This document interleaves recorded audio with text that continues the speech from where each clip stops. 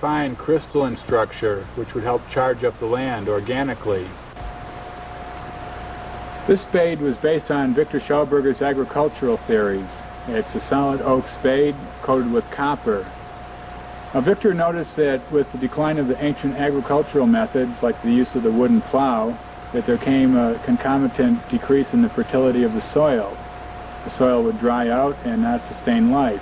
Now, Victor discovered that this was due to the iron plows that were coming into use, cutting the magnetic lines of the earth, and the earth would lose its charge, the water levels would drop. It was just generally detrimental to the plants. And Victor felt this was a serious problem that had to be looked into.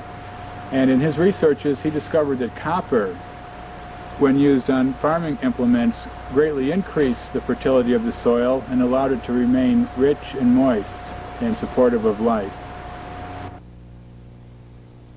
This patent for Victor's copper plow was granted in 1950. Many of these golden plows, as they became known, were manufactured, but pressure from the fertilizer industry halted their production. He also worked on this model for a spiral plow, which would move the earth in a centripetal motion, copying the work of a mole as it burrows underground. This type of implement opened up a whole new field of biological machinery for agriculture.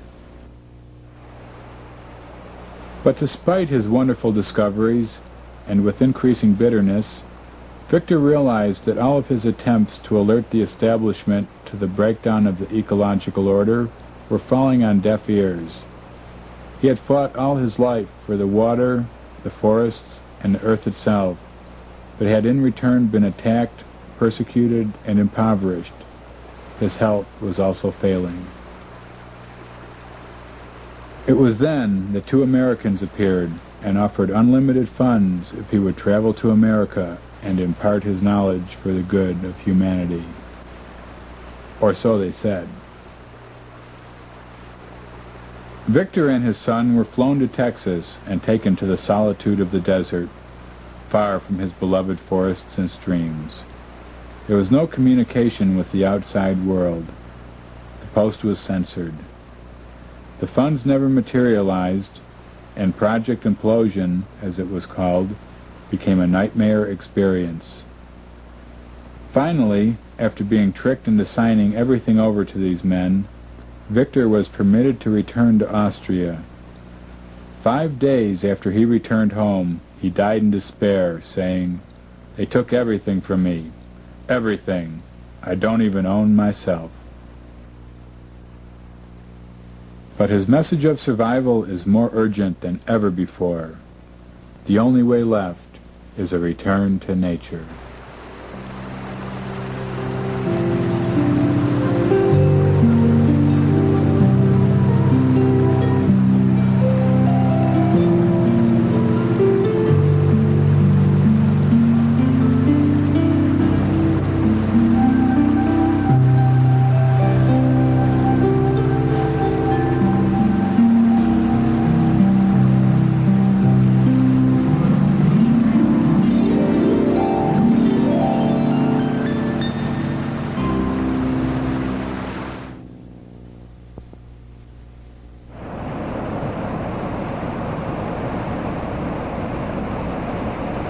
Elements die, as men die, on account of the corruption in them.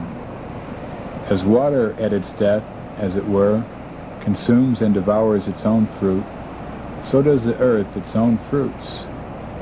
Whatever is born from it returns to it again, is swallowed up and lost, just as the time past is swallowed up by yesterday's days and nights, the light or darkness of which we shall never see again.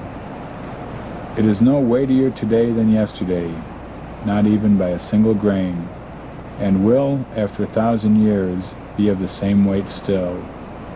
As it gives forth, so in the same degree it consumes.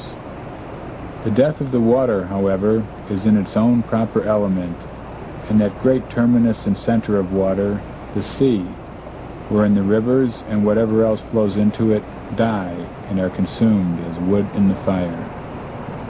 Rivers, indeed, are not the element of water, but the fruit of that element, which is the sea. From this they derive their origin, and in this they receive both their life and their death.